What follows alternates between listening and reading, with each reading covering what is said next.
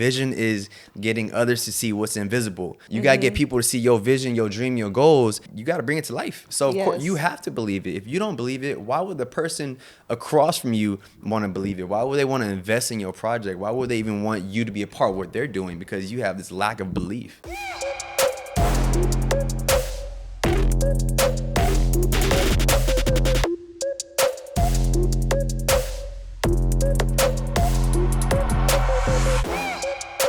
Welcome back, my $1 billion baby, to today's episode. This one's going to be so good. I brought on a really great friend of mine that I've had for years that has absolutely done amazing things in his career. He's on the #1 movie on Amazon right now with Jake Gyllenhaal, Post Malone, Conor McGregor, and he's also just so powerful in the way he thinks and the goals he's accomplished. So we're going to dig deep into relationships, career, and so much more. So everyone, welcome Dom Columbus. So I'm so excited to have you on today. Finally. Finally. About time. I was going to say, like, me and you, when we hang out, we can't help but speak deep and we just go right into it. So I kind of want that to happen on this episode today. Of course, come on. So people can really see our talks. But obviously, you've built an amazing career, and at some point, I'm going to go into your whole career. But I think one of the initial things I want to get into is your spirituality and the way you think and how you keep yourself going. Because you've had successes and then you've had roadblocks in your career and you keep going. Yeah. So like, tell us a little bit about how you kind of got into this mindset and built your career. Well, I mean, to be honest, like I really love what I do. Like I feel like when you do what you're really like in love with in life, you're willing to go through the dirt. You know what I'm saying? So like, even for example, I know in the beginning process of you building your company, all the trials and tribulations that you had to go through just to get to a certain level, but it's because you were passionate enough about it, right? And for me, on the spiritual side of things, like I really believe that, like, you know, where your energy goes is where energy flows. So I know that, like, despite of whatever I'm doing in life, my energy has to vibrate at a high level for me to perform at high levels. So if I'm not vibrating at like the energy or the frequency I want to vibrate at, I feel like I don't attract what I want, because I'm creating I'm blocking my own blessings. So for me, what really helps me out is like, you know, giving like daily gratitude, you know, just staying like thankful and appreciative of what I'm doing, but then being very like goal oriented. You know, we got the vision boards, you know, every day I wake up, you know, when I meditate, also I journal and I write down my goals. So by the end of the day, I'm checking my goals. So between action and belief is where I live in perfectly, you know? So that's why I try to do my best to balance, like, okay, we got goals, we got vision, but like, how can you stay happy amongst that? How can you keep your joy? How can you continue to, you know, not get burnt out? You know what I'm saying? That's huge. That's awesome. So that's the vibes. You know? So you write your goals for the day, and then at the end of the day, you review them? Yeah, I have a highlighter and I highlight all of them. Wow. You know what I'm saying? Just because, like, for me, it feels like accomplished. Like, I feel like, okay, as an athlete, when I would go to practice and, you know, my coach are like, we're doing X amount of things today. And you'll first look at it, you're like, damn, we got so many. We got to do these drills. We got to do this. We got to do that. I got to spar because, you know, boxing is my main sport. So, but by the end of practice, when as tired as you could be, you know, you put your all into it. When you think back about, dang, I just did all of that. Like, there's something about that. And to me, that's why I like to carry that momentum, like, every single day. So I'm like, all right, what's the goal? What's the vision? You know what I'm saying? Because there needs to be some type of guide, or you're just going to be on what I call autopilot. Yes. People who don't write down their goals, they don't write down the vision. Like, I think they're just on autopilot. So when things just kind of happen to them, it's kind of like, was like, yeah, you're just floating in the universe, bro. Yeah, that's so true. You know? That's a good point. And I obviously have a lot of goals, but I don't write them down every day. So I feel like I'm going to do that. Well, you know, I think there's like levels to it, right? Like, you have goals and dreams, but maybe you're like, all right, this is what I want to get done in 3 months. This is what I want to get done in 6 months. But for me, like, I know like, okay, at the end of the month, this is what needs to be done. And during the month, this is what I need to do to get here. So the daily goals are just the guide to help me get to the bigger goal. Because if you break it down and take smaller steps per day, I feel like you don't get as overwhelmed. Yeah, that's true. Have you ever felt like, like you woken up one day and you have so much to do and you're starting to get overwhelmed to where you almost don't even do anything because you're like, there's so much. So for me, I'm like, all right, well, let me just start off by writing it down. Okay, what am I going to do when I go to the gym? What muscle group am I going to work out? You know what I'm laughing right What's now that? is I'm having full deja vu. You always have deja vu. With you, though. Come on, girl. So I'm if y'all don't know, whole conversation, I feel like with you me and and what you're Tara, wearing. we've been best friends for over 10 years, and this is our thing, deja vu. So I that's how you know. usually have it that much. I know. Come on. But I literally, you telling me this whole thing sitting here with the yellow, I'm like, we've had this conversation. Come on. Well, we have had this conversation. We for sure have had this conversation, Tara, thousands of times. We just finally got on camera. It started tripping me out. I'm like, oh my god, Nah, that's funny. No, that's so true. And like you have to take big goals and make them into smaller ones. But it's and I know that, but I don't actually do it all the time. It's almost like you need to set yourself up to do certain things that are going to make you believe that you're on track to receive your goal. Yeah. Because there's no like blueprint for like, okay, if you want to be an actor or you want to have a podcast or you want to be a business owner, X, Y, and Z. Like there are like blueprints basically on the internet, but like at the end of the day, you can follow that blueprint. And if you don't believe it, you're not going to get there. So it's interesting. It's like you need to like carve out your own steps that you can believe that if you did those things, you will have it. Because at the end of the day, like you might be like, oh, let me go the shortcut and like I'm doing it, but I'm not going to do it all the way. Like I'm going to half-ass it. Yeah. But I'm still going to kind of do it. And then you end up not getting there. And then people are like, well, I am doing it. It's like, but do you believe that you're doing it correctly? Yeah. Like you can't fool you. 100%. You know what I mean? You know, there's always going to be people in life that do things the easy way, but I don't think that should ever stop you from doing things the right way. Mm-hmm. You know? So true. 'Cause if you do it the right way, it may take a little bit longer. And that's okay. Yeah. Because if people want to take shortcuts or do things in the easy route, like, all right, bet. But is that going, we'll see who's really going to be around 10 years from now. Longevity, you know what I'm saying? So to your point, like, just keep pulling in. You got to believe it. Like, you got to. Like, vision is getting others to see what's invisible. So you got to be the person to get people to see you if you're invisible. You got to get people to see your vision, your dream, your goals if it's invisible. So like that's the whole point of vision. Like if you got a dream, you got to bring it to life. So of course you have to believe it. If you don't believe it, why would the person across from you want to believe it? Why would they want to invest in your project? Why would they even want you to be a part of what they're doing? Because you have this lack of belief. Like, that shit sucks. This is the clip for the promo. You know what I'm saying? That's the clip. What was I gonna say? I was gonna say too, and this is just I'm just digging deep on something here, but could totally not be true. Let's go. I'm ready. I'm just curious now because this thought came up. So with that being said about you have to believe it, what if someone can be like, okay, I want to be in a place where I can get a job as a journalist. And maybe they haven't even went to school for it or anything. But their belief is that if they just write every day for 20 minutes, that they actually will get the job. Whereas someone else's belief is like, I need to go to school. I need to go to school for journalism. I need to be there for 5 years. I then need to get out. I need to do X, Y, and Z, and then I'll get the job. Like people's roadmaps of their own beliefs could also be very different. For sure. And it's like you really just have to like unwind and tell yourself like, okay, am I gonna go like what roadmap can I get myself to believe? Yeah, it's being honest like on what works best for you, right? Like I knew out of high school I wasn't going to go to a 4-year college. Yes. That roadmap was not my roadmap. You know, I was like, that's not going to happen. But I found a trade school. You know what I'm saying? So I went to LA Film School. My dad was actually the one who found it and was like, yo, Dom, you should go check out this film school. You go to school for 18 months straight, and then you're done.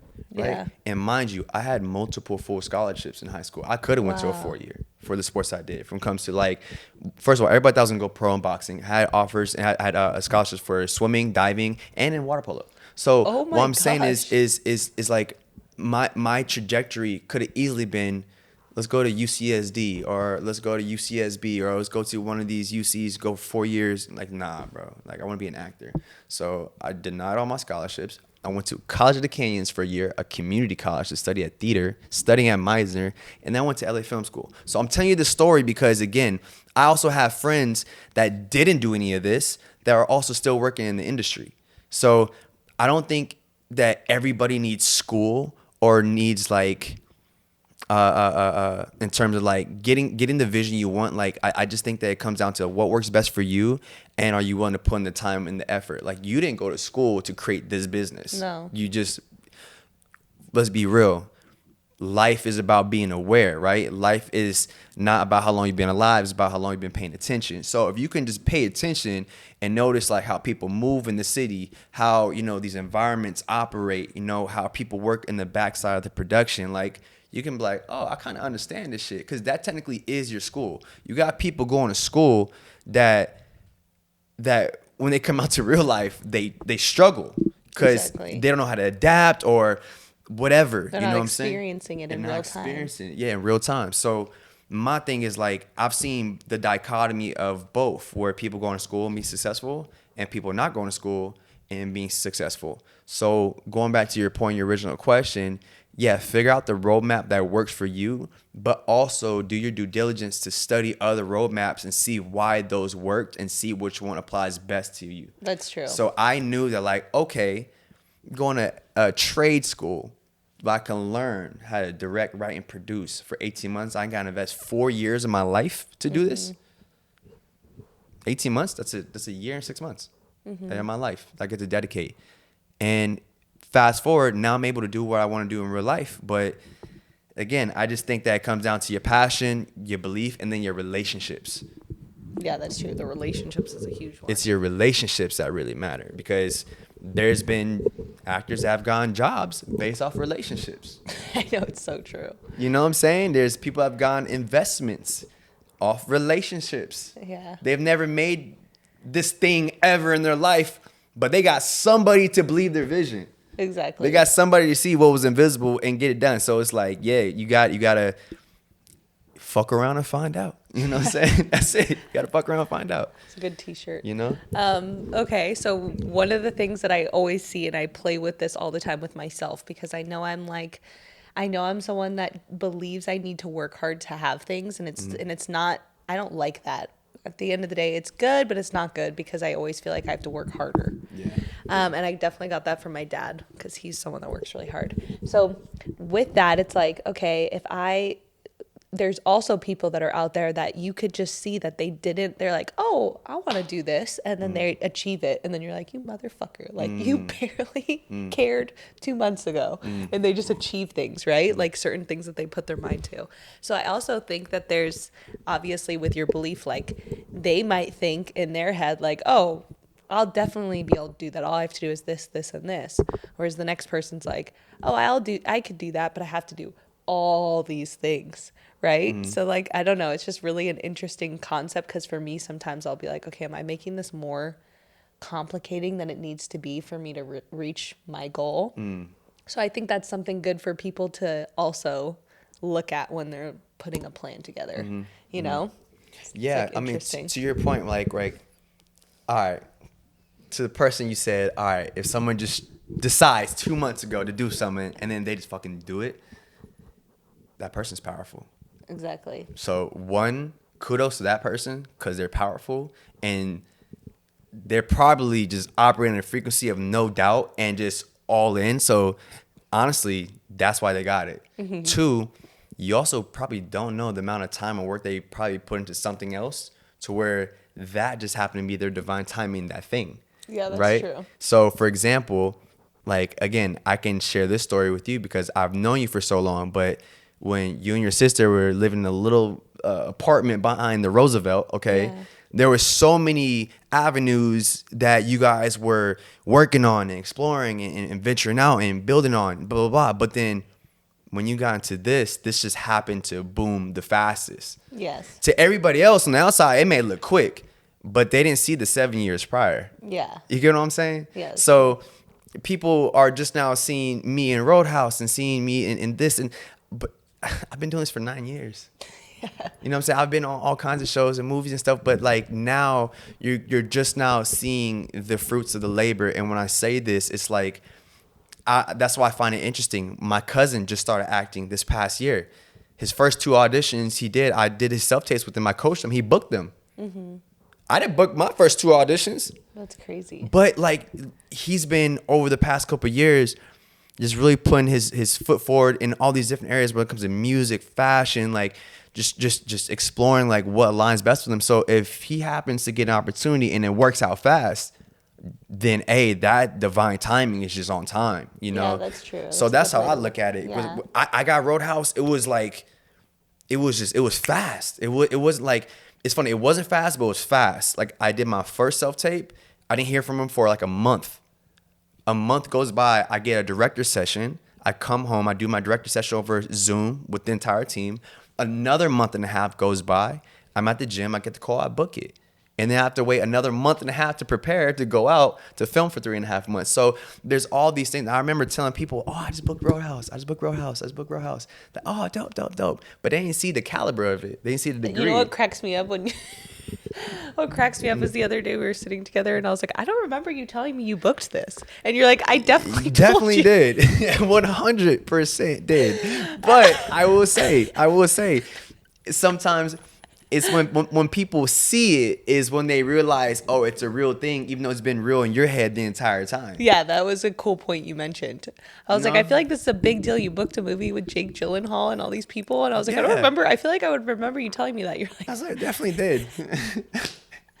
But, you're with superstars all the time. So, these names don't buy.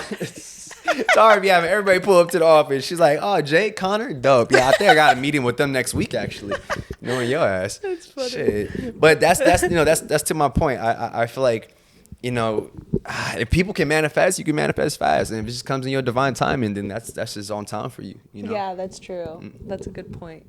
Okay, I want to kind of dive into, and then I'm going to go into all your career, but I want to dive into the way you are in relationships because I think it's so powerful the way you are. And obviously, me and him, so everyone has context, we got a drink the other night. We drank our little Cabernet wine. Red wine. I'm a wine guy. We chatted. Power talk. And so Dom has a beautiful relationship. And I always tell him, and he does, I don't even know how much you believe it, but I really don't say this to anyone else.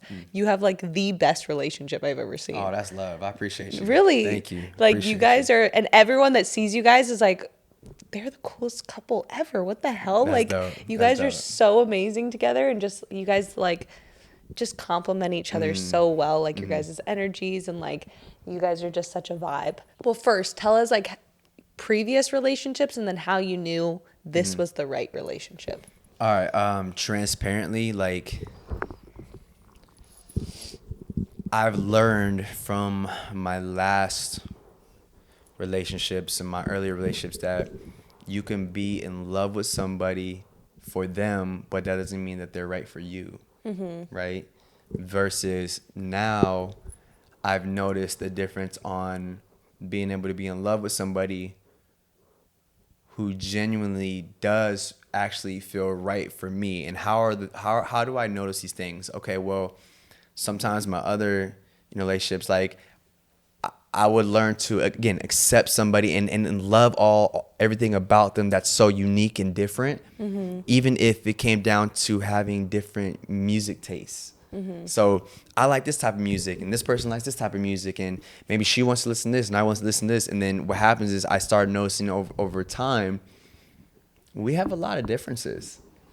We don't watch the same things. We don't like the same music. Like it's like this thing of like I've accepted who you're, but does that mean you're right for me? That's so crazy. Because I'm somebody.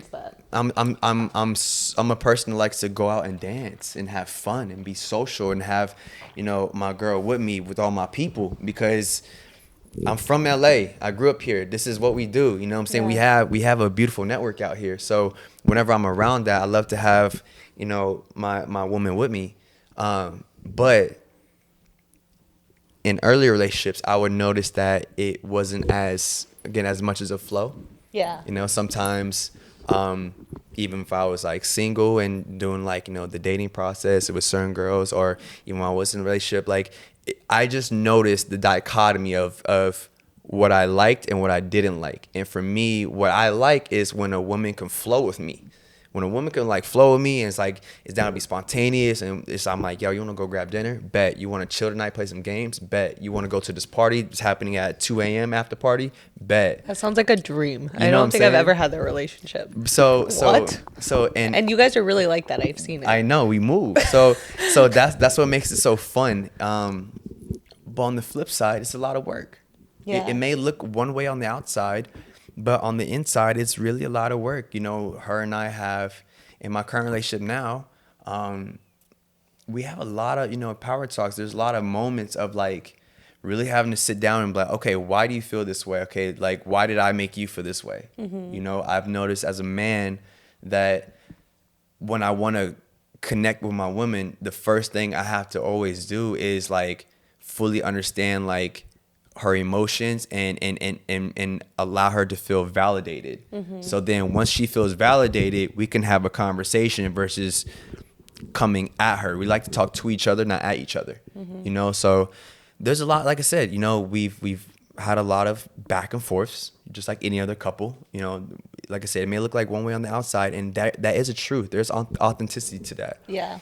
But again, with friendships, with business, with relationships, it's always going to be like some sort of nurturing. Like, you want it to grow, you want it to elevate. So there's going to be moments you guys agree. There's going to be moments you guys don't agree. But how can you guys get through those disagreements? How do you, in the moments where like she's mad or I'm mad, how can we still talk to each other? And that's all the shit you figure out. Yeah. Because when it's all like lovey-dovey and perfect and shit, it's like, it's cool. But then what happens when you're mad? Yeah. You know what I'm saying? Like, how are you talking to me when you're mad? How am I talking to you when you're mad? How are we getting to each other? So nonetheless. Which is the most important part. How do you communicate? How do you go through problems? That makes you stronger. Exactly. So, not trying to go on a rant here, but I'm just giving the full scope of like what I've noticed is that dichotomy of like the relationships I feel happy in versus where I'm at now. And I'm like, oh, this feels so much lighter. One of my favorite words I like to say to her, I'm like, yo, I got to feel free. And what that means is her and I have to feel free and remain in our kid state. So when we live life, when we go out and we have a good time, like, we got to live in our kid state. Because when you're in your kid state, you're just having fun. You're in the moment. You're smiling. You're present. Like, it's the best. It's the best. You're not having to accommodate someone else's opinions based on the way you act. Like, you don't have to think about that shit. Yeah. You ever been in a relationship where like you're thinking something, like you're like walking on eggshells, and you're like, I don't want to make her mad, or you're like, I don't want to make him mad, or whatever. It's like, it's fucking weird. Like, no, like, you're not free at that point. Yeah, that's so true. And you're not like being your authentic self. Yeah. Yeah, and that's a huge piece. If you're in a relationship like that, you're probably not in the right relationship. You're not. You're like, for sure not. But what happens is that's called codependency. Yes. You're not independent. One thing that I like to say that's also different now, I really truly feel that her and I, we don't need each other. Yeah. But we want each other. That's huge. Like, she got her own shit popping. I got my own shit popping. But when we come together, we're stronger. You know what I'm saying? So to me, that's what it's about. And I don't want to ever be with a girl that's like, sorry, at least the type of girls I'm into, I'm not into like a stay-at-home girl. Like, no, like, you need to be having your own shit. Like, you need to have your own goals, your own dreams, your visions. Like, you need to be pursuing something. Like, cool, I'm down to like be the man and do what we need to do and hold us down, do whatever. But you still need to have a vision. Like, you're not just gonna sit here and just lollygag around the house. Because like, then they're not even happy. They're not. You're not even living life at that point. It's just corny. Yeah. You know what I'm saying? That's so true.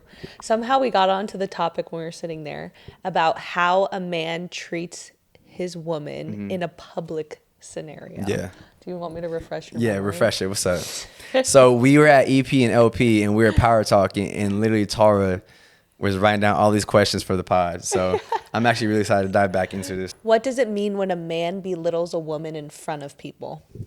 Oh, I feel like he's weak. He's weak? He's weak. I think that's like power control. Because you know why? Like, I don't know. If you're belittling a woman in front of other people, dude, like, the type of men I grew up around and the household I grew up in, oh, we would look at you so weak. We would look at you so weak because there's no way you're treating you're not treating men like that. Mm-hmm. You're not gonna sit here and talk to any other men like that in the room, but you'll sit here and talk to a woman like that in front of everybody, making look. It's just, here's my thing, right? Just human nature. You know what I'm saying? Like, that's one thing I love about my parents. That's one thing I love about, I feel like, my relationship. That's one thing I love, you know, even about us, right? There's respect. Mm-hmm. So it's like,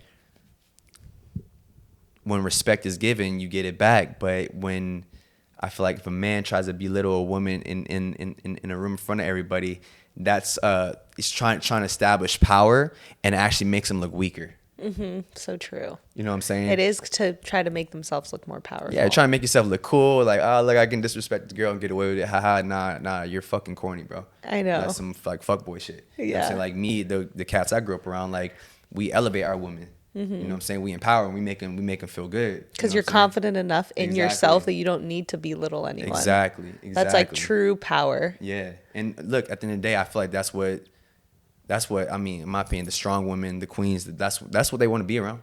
Like, exactly. You think a king is gonna talk shit about a queen in front of somebody? Like, what? You know what I'm saying? Like, I don't know. But then again, I also ask myself, like, if you're in a room with those type of people, maybe you shouldn't be in that room. Exactly. Like, you should, like, you know.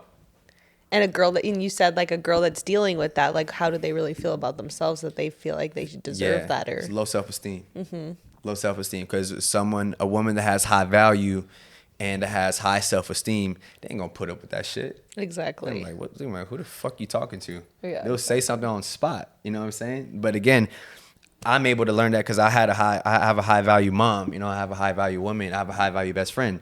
So it's like I'm around so many just like powerful women in all areas. I can see the dichotomy, and then when I see if there's a girl that I notice that does have low self-esteem, I'll be that person in the room to be like, remind her why she's strong. You know what I'm saying? Remind you, like, yo, don't carry yourself like that. Like, pick your head up. You know what I'm saying? Like, on some shit like that. But that's just me. You know? Yeah.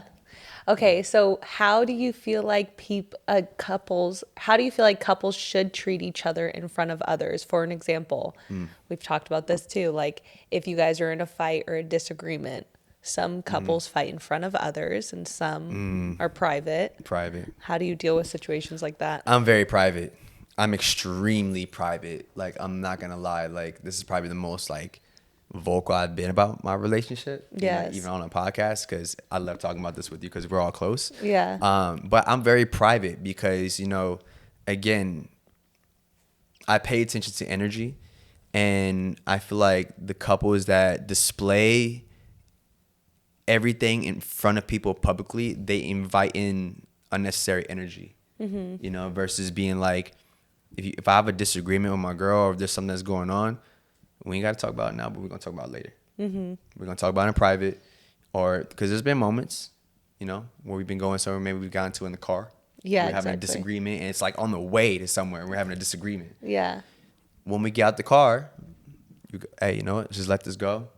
Let's be present. Let's go enjoy the night. We'll talk about this later when we're a little more calm. But right now, let's just drop it. Exactly. You want to be with a girl who makes other guys jealous that you're with her versus her making you jealous. Exactly. So meaning, like, I know if I'm out and about and my woman is like, you know, just being the queen she is and then just showing me my love, whatever, like, naturally other men in the room would be like, yo, what's up? Like kind of makes them, you want to have a woman that'll make other people jealous of your relationship versus if you're with a girl that, yeah, she could look beautiful and shit like that, but you see her kind of like giving certain energies to other people in the room, and it's kind of like making you feel a certain type of way.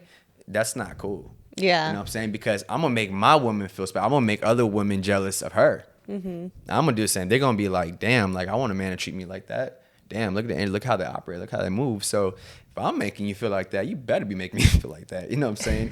And if not, then that, again, that's a red flag. Again, this is game. Like, I grew up in LA, so you got to pay attention to the red flags. You know what I'm saying? I saw some things on Instagram where they're like, guys cannot be friends with a girl. And I'm like, I completely disagree. Yeah, I was going to say, I disagree because I have so many guy friends, like you, Sean, like Jay. 100%. Like, I have a lot of guy friends. So I'm just like, that's so I don't know. I feel like that's from a man thinking that. That's like small-minded. That's never had a good girlfriend. My girl also has some close guy friends.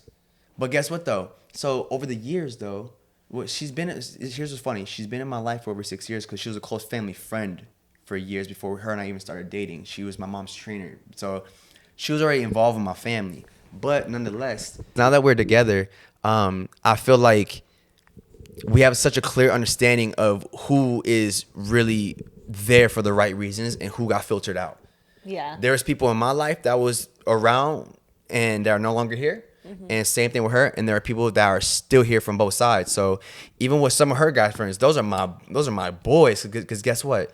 They've shown me the respect. I've seen it. Like every time we get around, there is nothing but the utmost respect. There's no fugazi shit going on. Mm-hmm. And that's why I also want to make sure in return that my girl feels when she comes on my side. There's no fugazi shit going on. Exactly. It's so like true. It's real respect. So, but again, it's communication. You can feel it. It's transparency. You can feel it. The difference between if your boyfriend has girlfriends, if they respect you or there's value there or not. Yeah. Like you can feel it if it's weird or. Yeah. Well, because I also want her involved with everybody. If I think about this, if I was a guy that really wanted to cheat on my girl and do some fuck shit, why would I bring her around the people I'm cheating with? Exactly. Like what? That's just dumb. It's like, no, I want you to come around because we're a powerful group of people. When we get in the same room, we can do a lot of things. We can manifest a lot of things. We can create. We can travel. There's so much that can be done just because we're on the same room together. Yeah. So even if it's just on some spiritual level building, on some like, there's this something great here, and why would I want you around that if I was doing something fugazi? Yeah, it'd be weird. And I think it'll be the flip side. She wouldn't want me in her world if she was doing something crazy too. Yeah, you know what I'm saying? True. So again, it's respect and trust. So. Okay, so what do you think about being in a relationship and going out without your partner, like going out on the town or going to have fun with friends? It has to happen. Yeah, I love that you were talking with me about this. Has to happen. Go through why. Because it reminds you guys to not be so codependent. Mm-hmm. Don't get me wrong. Like I genuinely have more fun when me and my girl go out places together because we dance. Our love language is we dance, we vibe, we communicate. Yeah. But I also don't always want me or her to feel like we need to be attached at the hip all the time. Mm-hmm. So I want her to have her own independence. So if her and her girls, they decide to go grab brunch, go link up or whatever, go. Why do I need to be there for? Yeah. Like what? No, like now is she out clubbing with the girls? No, that's not happening. No, we're not doing that. And we all know that. We all know what comes with those worlds. But if we all go out and party and shit like that, then we're all going together. But again, even just in general, like if she wants to go, okay, for example, one of her cousins got married in San Diego, and her and her girls went to go to her cousin's wedding. I'm like, go, yeah. go have fun with your family. Go enjoy that. Like I got shit to do here, so I can't make it, but go. Yes. So we're very supportive on our independence because again, there's a level of respect and trust there. Mm-hmm. So, it just makes it easier. What about like when you have to go out for like movie premieres that you have and you go with the actors after? Like you guys, does she come with you? But it is kind of work. For Roadhouse, she wasn't able to because it wasn't in LA. Yeah. And I was in Texas and then in New York. But ideally, yeah, I would love for her to be there. But at the same time, it's like if I know that I need to be at this premiere and be working and I need to be there with like my team and I need to be making moves, like I need to focus. Also, like when you go out with them, because I know you went out with like some of the actors, like you're also building a bond with them. 100%. The other actors. And it's like that's really, if you're in a happy relationship, your focus is on making a better connection. Absolutely. And that's exactly what it is. It's like, again, I'm going to have more movie premieres. I'm going to have things where, of course, I would love to be us together and be there. But in this certain time frame right now, what just happened, for example, this is what actually drew me closer to her because of how secure she was. Yeah. Yeah, she is very secure. So supportive. Mm-hmm. It's like when I say so supportive, it is like I can truly say that the best way for a woman to be kept by a man is showing support. Exactly. Like if you are supportive of your man and you are loving him, you are really like you are, man, that man's gonna love you. You know what I'm saying? And then I also think it comes down to, it shows the type of relationship you guys have. Yeah. You communicate a lot, you're honest with each other, and then you guys feel that support from each other, so you have a trust there. 100%. And like, yeah, so it's just about like what type of relationship are you really in? Because there's not so many rules once you guys have a bond. Yeah. And you guys have a trust. Then there's not so much. We like each other. Yeah. We actually like each other. Like, I want to share my experience with her. Yo, me and Conor McGregor are going to this Irish pub right now. Dope. Have fun. That sounds so like, it's like, it's all this, it's supportive. Yeah. That's what makes it fun. I don't got to worry about a girl at home pissed at you, nagging me because I'm doing my dream. I'm living my life. It's the opposite. It's literally, I'm so proud of you. Oh my God, this is your moment.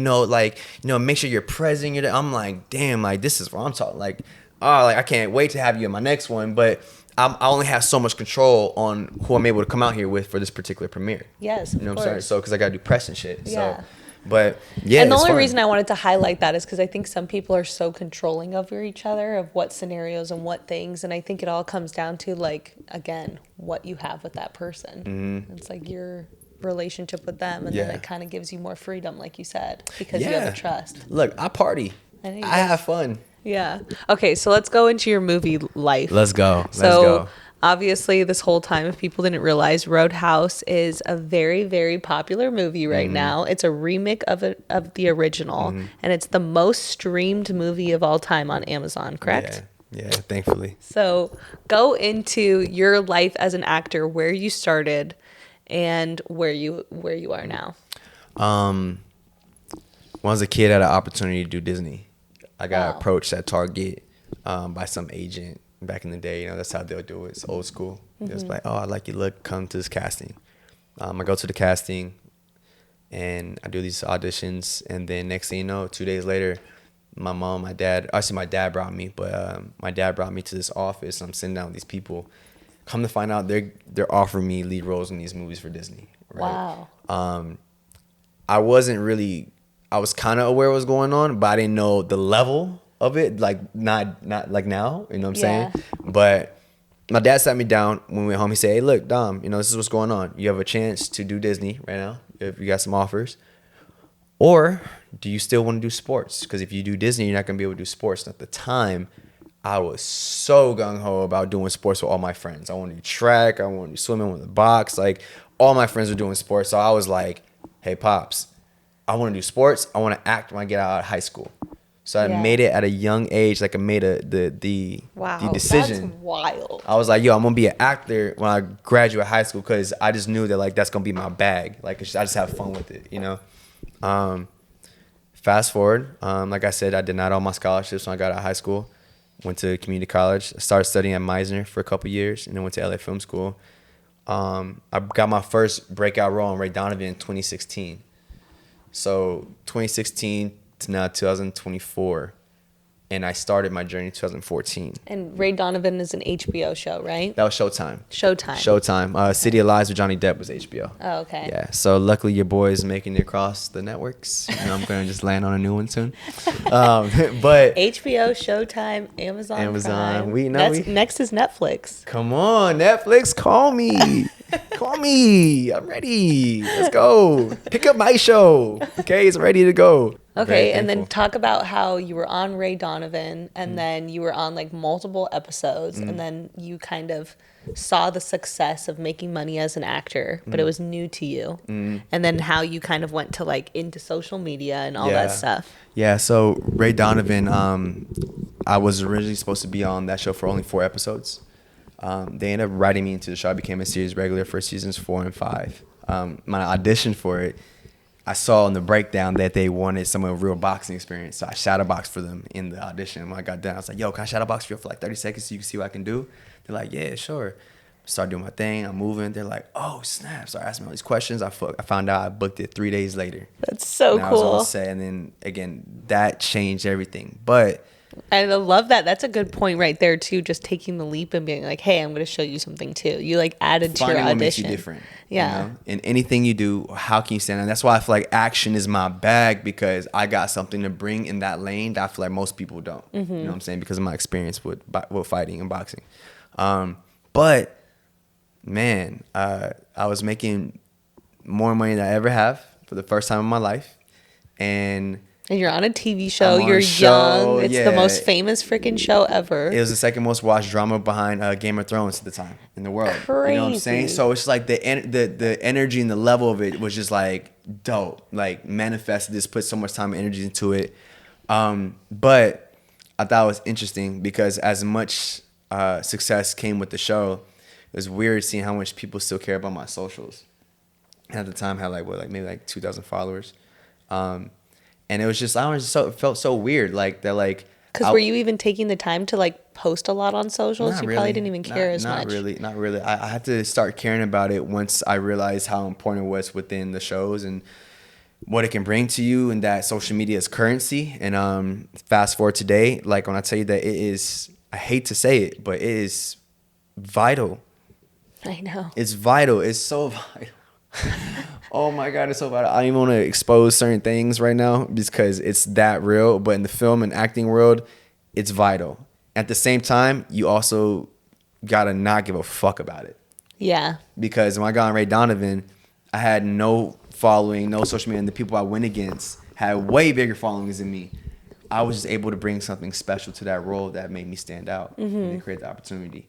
So, but fast forward, you're talking about marketing and press and you're doing all these things. Like, at the end of the day, I saw the value in social media that also created a gateway for me to monetize and to create the content that I want. And maybe if I'm not getting something funded right away, maybe I can use this as a platform to showcase my abilities and my talents, and as like my showcase, my portfolio. Yeah. So then when the opportunity arises, I can be like, hey, check out my work. Yes. Look what I've done. Look at this. Look at this. Look at that. Oh, I got this on deck. So that's why I think it's important, because it just allows you to, again, if you have a vision, it allows you to show others what's invisible, you know? So yeah, social media is so important. It's funny because I still meet some people to this day that like talk shit on it, and I'm like, it's so important. You know how many people they flew out for Roadhouse for South by Southwest? No, tell us. How many influencers they brought out? How Because like 50 to 100 probably. Wow. Like, and I'm saying this because that's how aware they are of marketing. They have all these actors in this cast, but they fly out so many creators to do promos for the movie and to be part of the the stunt training and learning how we did the fight scenes in the movie and all this stuff. But like, they put budgets aside for that because of the amount of value it gives to a movie. Yes. You know what I'm saying? So a lot of times, if you're able to leverage what you have, it can give you more leverage on what you negotiate with, on your deals, on your money, because you have a bigger audience. Exactly. And that's so cool to see, because obviously Roadhouse hit so much success. So you were kind of talking about how they picked obviously amazing actors to be in it, but then their marketing, they utilized a lot of influencers, which is really crazy. Heavy, which is smart. It's smart. Look, at the end of the day, we live in a world where when it comes to marketing, there's like 4 levels to it. Like, you have like advertising, which is like posting on your socials. That's an advertisement. You post on your story or post on your feed, advertisement. You're advertising at that point. When people are resharing your shit, that's now word of mouth. So that's the next form of marketing. That's so now true. You're getting word of mouth because now people are resharing your posts and sending it to people. So now people are talking about it. And then you have press, which is like the hierarchy of like legitimate, publication, because you're getting press, you're getting articles on yourself, you're getting credibility. And then you have the last part, which is like doing like event marketing, which is like if you were to do a party and people were to show up and actually see what you're doing and be a part of the experience. So when you're able to hit all 4 angles of marketing, that's why I feel like something wins. So I look at these movies and I see what they're doing. I'm like, oh, they're hitting all angles. They not only have the social media, the advertising, the billboards, but then they also have the word of mouth because the IP that's built with it, all the people talking about it, resharing it. Conor McGregor's in here, Jake Gyllenhaal, like everybody's talking about it. All this press, and then now when the premiere happens, you got people there to be part of the experience. So it's like, yeah, I don't know, it's just interesting. This shit matters. It's crazy. What was your favorite part about being on set for that movie? Damn, that's tough. I was gonna say the fight scene with me and Connor. Yeah, that was pretty crazy. Yeah, cause it's just fun. Like Connor was so dope to work with on set. That's my guy. Okay, so let's kind of wrap this up. Tell us about your podcast. Okay. What you want to know about it? Just tell everyone like where they can find it and what you talk about on it. All right, so I got a podcast as well. It's called Inspire to Inspire. Tara's gonna have to come on the next episode. Yay! Come on. But basically, this is my way of servicing my community. In 2020, I went through my first form of depression as an actor, and that was right around when I got off Ray Donovan. I just got done doing City of Lies, and a lot of shit was happening. But the world slowed down, and I got discouraged, and I started watching Actors Roundtable a lot, Actors on Actors, and I started hearing the stories and the journeys of these other actors who were actually doing what I wanted to be doing at that level. And when I heard their stories and when I heard what they would share, it helped me connect the dots in my own life. So I wanted to create that place now for my community, and that's for Inspire to Inspire.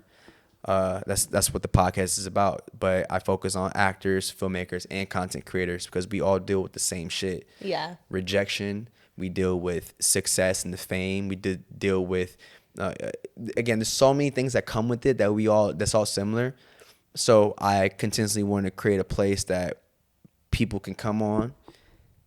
Only a lot of them are my close friends and family, and we could really talk about our experiences at the high levels that we're doing it.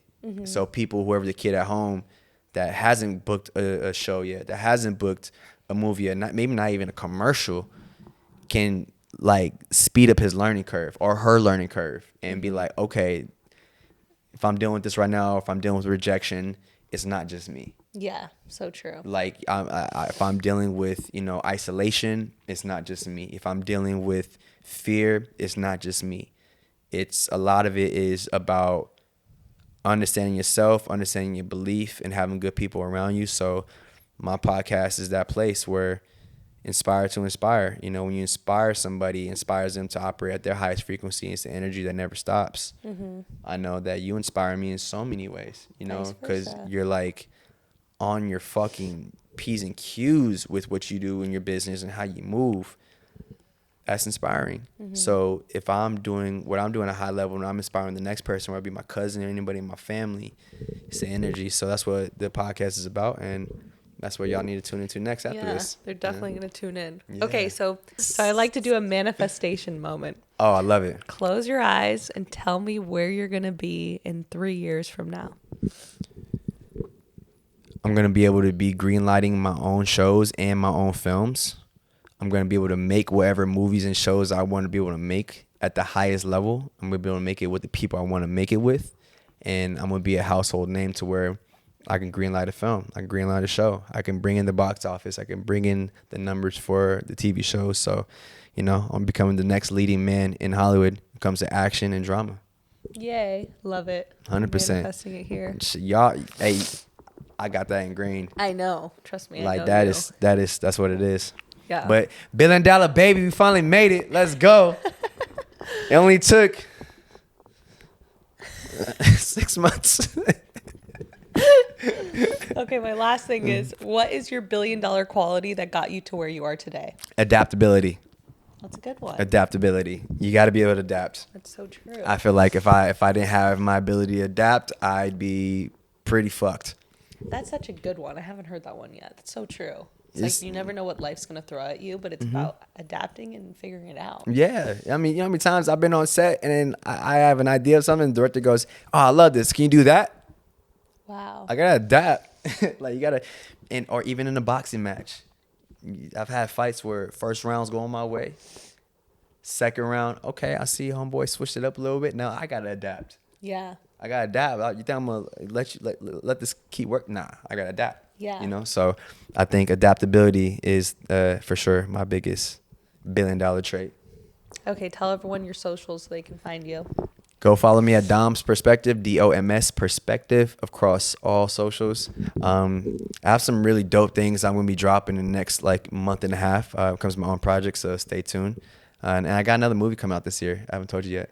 Oh my gosh. It's called All That We Love. Wow. I can't tell you where it's coming out yet. I'm still under contract, you know. I'm excited to see. Everyone's going to see Dom on TV all the time now, you're just seeing it here first. My pay rate went up, you know what I'm saying? So, nah, but yeah, as soon as I find out, though, I'll let y'all know.